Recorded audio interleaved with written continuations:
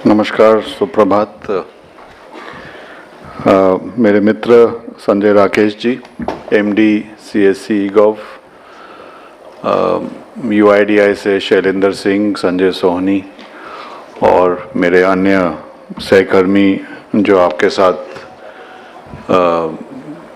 Next 2-3 घंटे में आपके साथ बात करेंगे, आपके प्रश्नों का उत्तर देंगे, आपकी समस्या समझेंगे, आपको हमारी सोच भी समझाएंगे। और मुझे मालूम पड़ा कि विभिन्न राज्यों से, विभिन्न प्रांतों से सब आप लोग आए हुए हैं। आप सबका वेलकम मैं करता हूं कि ये मैं पूछ ही रहा था संजय राकेश से कि इस तरह की कभी हमने वर्कशॉप की है कि केवल आधार के मुद्दों पर डिस्कशन, चर्चा करना सब ऑपरेटर्स के साथ, आपके फील्ड के सहकर्मियों के साथ, और उन्होंने बोला कि शायद से पहली बार हो रही है इस तरह की वर्कशॉप। आपकी जो कार्य करते हैं उसके बारे में तो डिटेल में होती रहती हैं आपकी कार्यशाला, तो मुझे बहुत खुशी लग रहा है कि इस तरह की वर्कशॉप आज की जा रही है और निश्चय फ्यूचर में भी स्टेट लेवल पे या नेशनल लेवल पे इस तरह की भागीदारी के साथ हम आगे बढ़ते हुए निश्चय और अच्छा काम करेंगे, आप भी और हम भी आपके साथ। जैसे संजय जी ने बोला, सीएससी जो कॉमन सिटीजन या सिटीजन सर्विस सेंटर्स है, कॉमन सर्विस सेंटर्स हैं, ये अब शायद उस स्तर तक पहुंच गए हैं कि शायद हर पंचायत में ही नहीं, हर गांव तक पहुंच गए हैं। और जो हम डिजिटल इंडिया की जब बात करते हैं तो शायद उसकी बुनियाद ये सीएससीज ही हैं कि इन्हीं के कारण जो हम बोलते हैं कि भारत इतने आगे जा पाया है डिजिटाइजेशन में, इतना अच्छा काम कर पा रहा है कि लोगों तक डिलीवरी ऑफ सर्विसेज हो पा रही है। उसमें आप लोगों का बहुत बड़ा और महत्वपूर्ण रिस्पॉन्सिबिलिटी है। तो उसके लिए मैं आप सबको धन्यवाद देना को चाहूँगा, आपको कॉन्ग्रेचुलेट करना चाहूँगा, बिकॉज आप लोग हैं ग्राउंड पे, इसीलिए अलग अलग सोच भी हम कर सकते हैं पॉलिसी लेवल पे कि क्या क्या कार्य आपके जरिए डिलीवरी हो सकती है। इनफैक्ट आपको खुशी होगी कि डिजिटल इंडिया का एक जो लक्ष्य है कि जो भी सरकारी सेवा डिजिटल माध्यम से दी जा सकती है उसे डिफ़ॉल्ट मोड में वो देना चाहिए।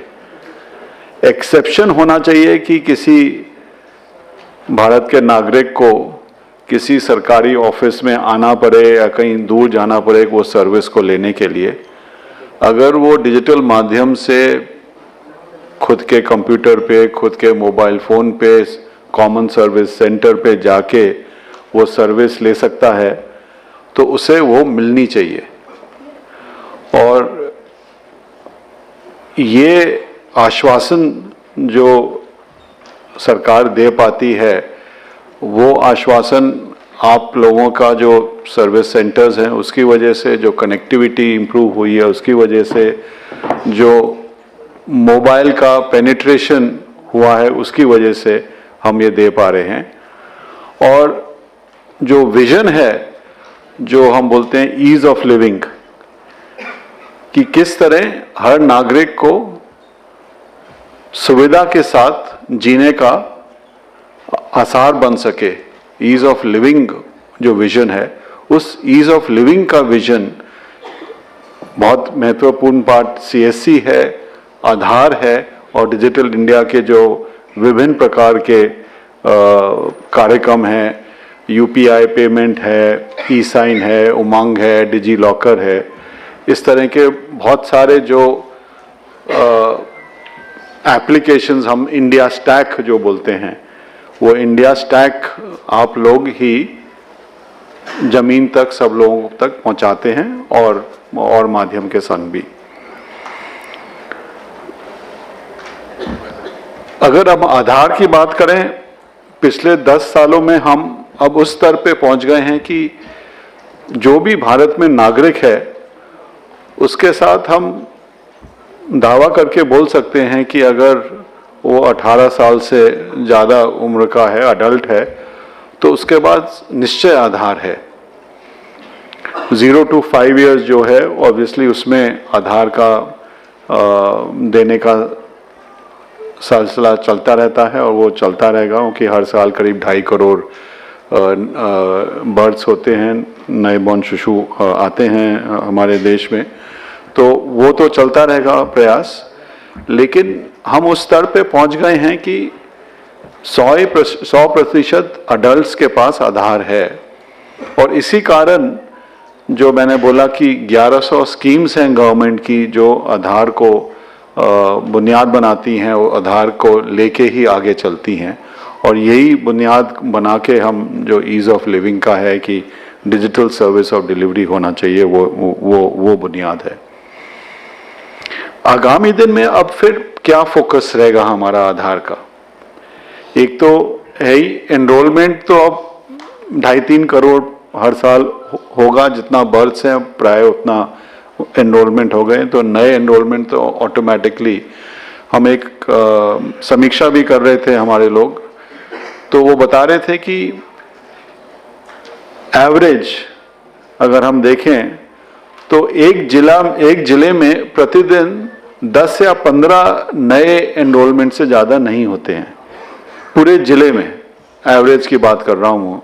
तो ऑब्वियसली नए एनरोलमेंट लिमिटेड हैं, और उसके हिसाब से हम अपना जो फील्ड का जो नेटवर्क है उसी हिसाब से हम भी उसको चिंता कर रहे हैं कि कैसे रैशनलाइज कर पाएं। लोगों का फोकस अब है अपडेट्स पर, अपडेट एड्रेस का अपडेट है, मोबाइल का अपडेट है, कभी कभी थोड़ा बहुत नाम में चेंज होता है, बट मेजर अपडेट्स होते हैं तो एड्रेस और मोबाइल के ही अपडेट होते हैं। मोबाइल का अपडेट थोड़ा ज़्यादा सेंसिटिव है, बिकॉज उस पर आप OTP से फिर ऑथेंटिकेशन भी कर सकते हैं, तो अगर कोई गलत मोबाइल उस पर गलती से हो गया तो उसका इम्प्लीकेशंस ज़्यादा हैं। एड्रेस अपडेट के भी इम्प्लीकेशंस हैं, बट तब भी एड्रेस अपडेट में चेंजेस करना अगर कोई डॉक्यूमेंट है तो उसके हिसाब से किया जा सकता है। मोबाइल अपडेट तो केवल बायोमेट्रिक के साथ हुआ जाता है, तो उसका भी हम आरक्षण कर रहे हैं, चिंता कर रहे हैं, कैसे स्टडी कर रहे हैं, एनालिसिस कर रहे हैं कि क्या क्या इम्प्रूवमेंट्स कर रहे हैं, और वो शायद आपको आज डिस्कशन भी होगा। लेकिन जैसे संजय ने बोला कि अगर आधार के इंफॉर्मेशन में कोई भूल हो जाती है तो उस नागरिक के लिए उसके लिए बहुत इम्प्लीकेशंस काफ़ी ज़्यादा हैं, और इसीलिए हमें कभी कभी सख्ती करनी पड़ती है कि कोई अगर गलत काम हुआ या कभी कभी गलती से भी हो जाता है, कभी कभी गलती ना होके भी ही किया जाता है, तो दोनों को देख के ही हमें आगे बढ़ना है। लेकिन ऑब्जेक्टिव वही है कि नागरिक को जो सर्विस मिले वो अच्छी सर्विस मिले, टाइम पर मिले, क्वालिटी मिले, कर्टियस मिले, कोई रूड बिहेवियर ना हो, और प्राय आप सब लोग ने बहुत अच्छी तरह काम कर रहे हैं, और मैं ये आशा करता हूँ करते भी रहेंगे। जैसे मैंने बोला कि अगले 5 या 7 वर्ष में क्या क्या अपॉर्चुनिटीज आएंगी जो आप देख सकते हैं कि आपके लिए CSCs के लिए ग्रोथ की अपॉर्चुनिटीज होंगी। अभी हम जो ऑथेंटिकेशंस कर रहे हैं करीब 7 करोड़ रोज के ऑथेंटिकेशंस हैं। ऑथेंटिकेशन मतलब जो OTP से या बायोमेट्रिक से, फिंगरप्रिंट या आइरिस से करते हैं। जैसे आप जानते हैं राशन की दुकान में कोई जाता है तो वहाँ पे उसे अंगूठा देना पड़ता है और फिर राशन विड्रॉ करता है। कोई बैंकिंग कॉरेस्पॉन्डेंट है आप में से काफ़ी लोग, आप जानते हैं कि कोई अपना बैंक से कोई पैसा डिपॉजिट करना चाहता है, विड्रॉ करना चाहता है, तो उसे ऑथेंटिकेट करना पड़ता है, फिंगरप्रिंट से करना होता है। तो इस तरह के ट्रांजैक्शंस जो हैं, इस तरह के जो प्रोसेस है, प्रतिदिन करीब 7 करोड़ रोज हो रहे हैं। कुछ 1-2 साल पहले ये केवल 4-4.5 करोड़ था, हर साल बढ़ोतरी हो रही है। कुछ दिनों पे तो 8 करोड़ तक भी पहुंच गया है। और हमारी यही आशा, यही एक्सपेक्टेशन है कि अगले 1-2 साल में ये 10 करोड़, 15 करोड़, 20 करोड़ प्रतिदिन होगा। जिस हिसाब से स्कीम्स, जो गवर्नमेंट की स्कीम्स हैं, उनको आधार में अंतर्भुक्त किया जा रहा है, और जिस हिसाब से हम बोल रहे हैं कि जब आधार का इस्तेमाल करें उसको ऑथेंटिकेट या वेरीफाई जरूर करें, नहीं तो कभी कभी लोग बाग फोटोशॉप कर देते हैं कि अपनी फोटो लगा दी किसी के आधार पे और फिर चलाने की कोशिश की। तो वो ऑथेंटिकेशन बहुत ज़रूरी है। जिनके पास ऑथेंटिकेशन का माध्यम नहीं है वो वेरीफाई कर सकते हैं। वो जो QR कोड है, आप सबको मैं ये बताना भी चाहूँगा और आपसे अनुरोध भी करूँगा कि जब भी आप किसी नागरिक से आधार के बारे में कोई चर्चा करते हैं तो आधार को वेरीफाई करना बहुत सरल है। आप तो जानते ही हैं, हर आधार कार्ड में, PVC कार्ड में एक QR कोड होता है। वो QR कोड आप गूगल प्ले स्टोर से, हमारा एनक्रिप्टेड QR कोड रीडर है, M आधार है, जो M मोबाइल आधार है, उस ऐप में भी है। आप उस QR कोड को पढ़ सकते हैं कि वाकई में वो जो आधार नंबर दिखा रहे हैं वो किसके नाम पे और क्या फोटोग्राफ है। अगर किसी ने वो नाम में अंतर कर दिया है, कोई और नाम टाइप करके फोटोकॉपी दिखा रहे हैं या फोटो चेंज कर दी है, बहुत सरल तरीका है ये जानने को कि इसमें कोई टैंपरिंग तो नहीं हुई। हमारा यही प्रयास है, हम इसको पब्लिसाइज कर रहे हैं कि लोग बाग जब भी कोई आधार का दिखाते हैं तो उसको फेस वैल्यू पे ना लेके उसको वेरिफिकेशन जरूर करें। और इनफैक्ट जब आधार शुरू हुआ था 10 साल पहले, मालूम नहीं कुछ लोग आप उसमें अंतर्भुक्त होंगे, आधार पहले ये सोच नहीं थी कि आधार को कोई कार्ड दिया जाएगा। वो लोगों का था कि जब तक कोई पेपर का कार्ड ना मिले उन्हें वो नहीं होता कि हमारे पास कोई आइडेंटिटी है।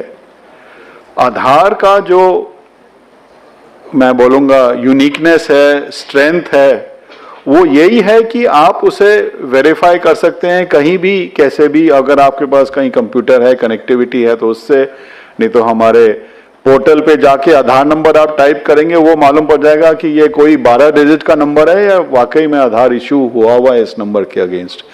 तो अगर किसी ने ऐसे ही कोई 12 रैंडम डिजिट्स आपको दे दिए, वो भी आप चेक कर सकते हैं। तो आधार का वेरिफिकेशन हो सकता है, यही इसकी स्ट्रेंथ है और यही कारण है कि इतने अनुष्ठान इसको लेने के लिए भी तैयार रहते हैं।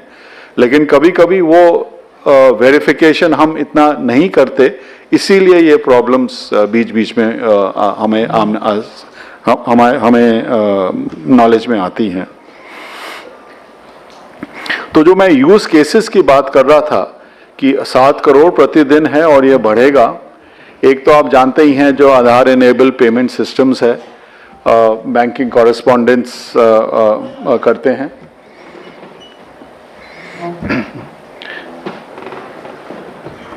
अमित अग्रवाल जी का वेलकम, एडिशनल सेक्रेटरी।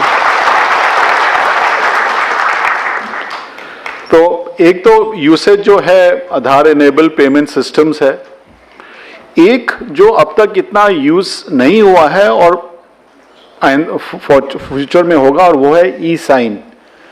कि आप जैसे कोई भी डॉक्यूमेंट है उसको डिजिटली आप कोई भी साइन कर सकता है कि मैंने साइन किया है कि नहीं, वो प्रमाणित भी हो सकता है कि वाकई में साइन किया है ये। तो वेदर वो लैंड रिकॉर्ड का डॉक्यूमेंट हो, कोई सेल डीड हो, कोई और तरह का अग्रीमेंट हो, उसमें डिजिटली साइन हो सकता है। और इसका जो इस्तेमाल है वो भी आगामी दिन में बढ़ेगा। और जो मैं बोल रहा था कि एनरोलमेंट एंड अपडेट, एक स्टेबलाइजेशन पे आ गया है, वो उस स्टेबिलिटी पे रहेगा। और जो अपॉर्चुनिटीज है आप जैसे CSCs के लिए, वो है कि आधार का किस तरह जो डिफरेंट यूजेस हैं वो कैसे बढ़ेंगे। मैंने एक बोला जो 1100 स्कीम्स हैं, डिजिटल इंडिया का जो विजन है कि डिलीवरी ऑफ सर्विसेज डिजिटल माध्यम से हो, उसमें बढ़ेगा।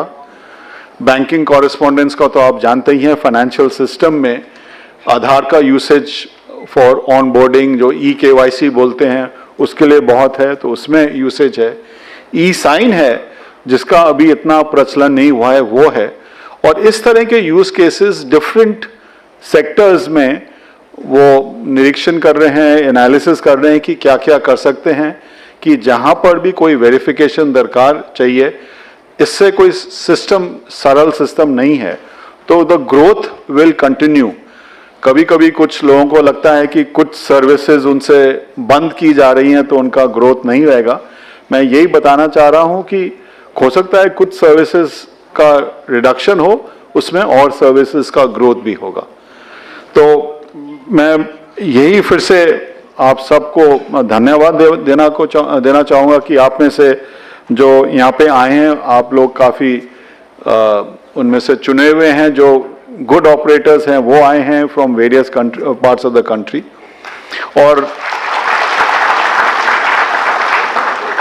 और आज जो पूरे दिन की वर्कशॉप है, आप निश्चय जो भी आपके मन में कोई डाउट्स हैं, आशंका है, या आपके सजेशंस भी हैं कि क्या हम कर सकते हैं, तो आप आधार एनरोलमेंट में इन्वॉल्व हैं, अपडेट में इन्वॉल्व हैं, बैंकिंग कॉरेस्पॉन्डेंस हैं, यूसेज में इन्वॉल्व हैं, आपके अगर कोई सुझाव हैं वो निश्चय दीजिएगा।